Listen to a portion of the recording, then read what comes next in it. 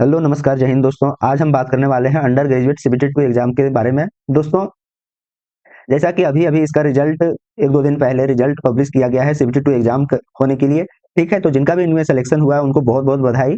दोस्तों, यह मौका बार बार नहीं मिलता। आज के समय में इतने कम वैकेंसियां आ रही हैं कि सिलेक्शन लेना बहुत ही टफ होते जा रहा है दिन प्रतिदिन। तो जिन लोगों का सीबीटी 2 में सिलेक्शन हुआ है सीबीटी 2 एग्जाम के लिए, तो अपना पूरा फोकस सीबीटी 2 एग्जाम पे करें ताकि आपका आपके लिए एक सीट पक्की हो सके। ठीक है, तो उसके लिए आपको बेटर स्ट्रेटजी के रूप में काम करना होगा, ज्यादा मेहनत करने की जरूरत होगा, क्योंकि अभी जो लोग सीबीटी 2 में बैठने वाले हैं वो प्योर क्रीमी लोग बैठेंगे, यानी कि जो बहुत अच्छे स्टूडेंट होंगे वही बैठेंगे। ठीक है, तो अब की बार सिलेक्शन मतलब अब की बार आपका जो कंपटीशन है वो और तगड़ा होने वाला है। ठीक है, और दोस्तों, अगर आप सोच रहे होंगे कि एग्जाम डेट आ जाएगा उसके बाद मैं इसका तैयारी करूंगा, तब कहीं ना कहीं आप इस पे गलती कर रहे हैं। आपको अभी से ही इसमें लग जाना चाहिए।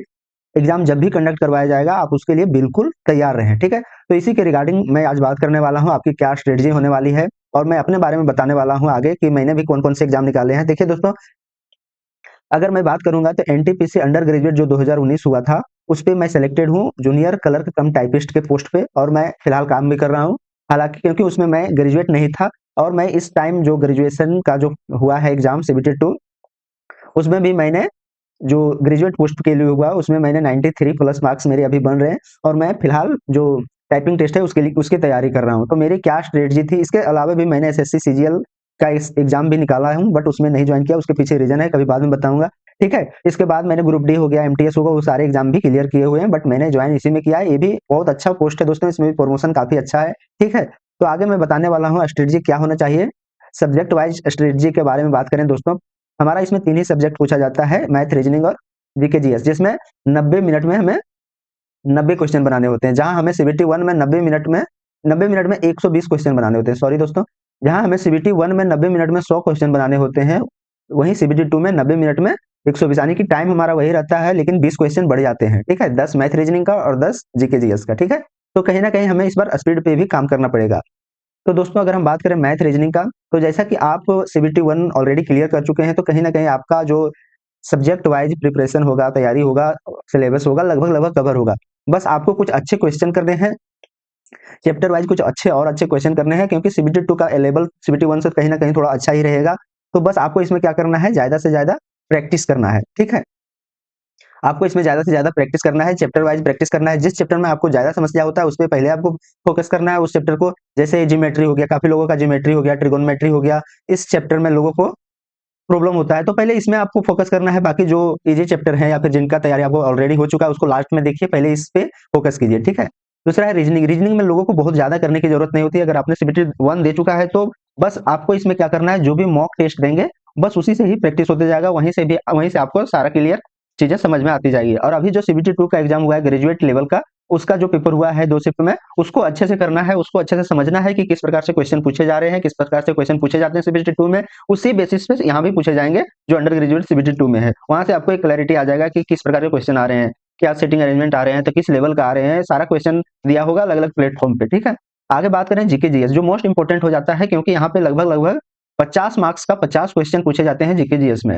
उसमें भी एक करंट अफेयर सेक्शन होता है, वो बहुत इंपॉर्टेंट हो जाता है, खास करके अभी के समय में रेलवे एग्जामिनेशन में, क्योंकि करंट अफेयर से हर एक एग्जाम में पूछे ही जा रहे हैं। ठीक है, अब हम बात करें दोस्तों इसका एग्जामिनेशन कब तक हो सकता है, तो अगर हम बात करें इसका एग्जामिनेशन का, तो बहुत ज्यादा चांसेस है। जैसे कि एनटीपीसी सीबीटी 2 का जो ग्रेजुएट लेवल का हुआ था वो लगभग लगभग 20 दिन के अंदर हो गया था उसका एग्जाम। ठीक है, 20 डेज में करवा लिया गया था। हालांकि इसका जो बहुत ज्यादा चांसेस बन रहा है कि दिसंबर के लास्ट वीक में इसका एग्जामिनेशन हो सकता है, दिसंबर लास्ट वीक या जनवरी भी जा सकता है। बट आपके पास मोटा मोटी अभी एक महीना मान के चलिए कि एक महीना हमें अच्छे से तैयारी करना है, अच्छे से फोकस्ड होकर के तैयारी करना है, ताकि हमारा अगर एक महीना के अंदर या एक महीना के बाद भी एग्जाम होता है तो हम पूरी तरह तैयार रहें। ठीक है, आपको एक पॉजिटिव माइंड से चलना है कि अभी हमें अच्छा टाइम मिला है, उसका पूरी तरह से यूटिलाइज करेंगे।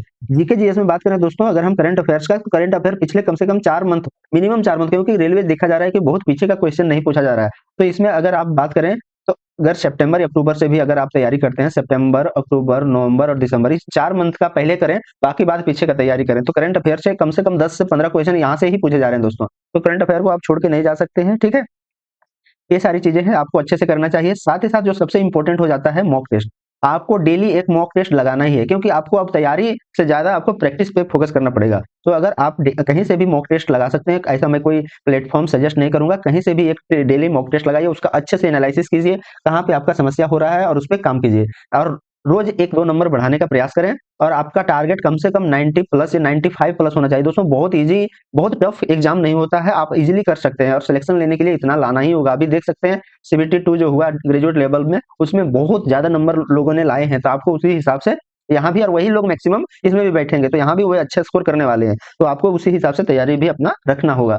बाकी बात दोस्तों, मैं जीके जीएस के लिए भी कुछ टॉपिक अपलोड कर चुका है इस चैनल पे, आप वहां से जाकर के देख सकते हैं। और आगे आने वाले कुछ दिनों में मैं मैथ पे भी चैप्टर वाइज चीजें लाने वाला हूं आप लोग के हेल्प के लिए, किस प्रकार से क्वेश्चन पूछे जाएंगे, और उस लेवल के मैं अच्छे लेवल के क्वेश्चन भी चैप्टर वाइज कराने वाला हूं। साथ ही साथ जीके जीएस का भी जो इंपॉर्टेंट टॉपिक है उसको मैं कराने वाला हूं। तो आप अगर हमारे इस चैनल पे आए हैं तो इसको सब्सक्राइब करके रख लें, ताकि आपको फ्यूचर में कुछ ना कुछ इससे मिलता ही रहेगा। साथ ही साथ अगर आपको कोई पर्सनल क्वेश्चन पूछने होंगे किसी भी चीज से रिलेटेड, एग्जाम से रिलेटेड, तो आप मुझे डायरेक्ट डीएम कर सकते हैं। मैं एक टेलीग्राम लिंक दिया हूं जहां पे बहुत सारे लोग लगभग ऑलरेडी जुड़े हुए हैं, आप वहां से जुड़ करके किसी भी चीज पे आप दोस्तों से बात कर सकते हैं, मेरे से भी पूछ सकते हैं, ठीक है। तो इतना ही आज के लिए, मिलते हैं किसी अगले वीडियो में इसी प्रकार के अच्छे इन्फॉर्मेशन के साथ। जय हिंद।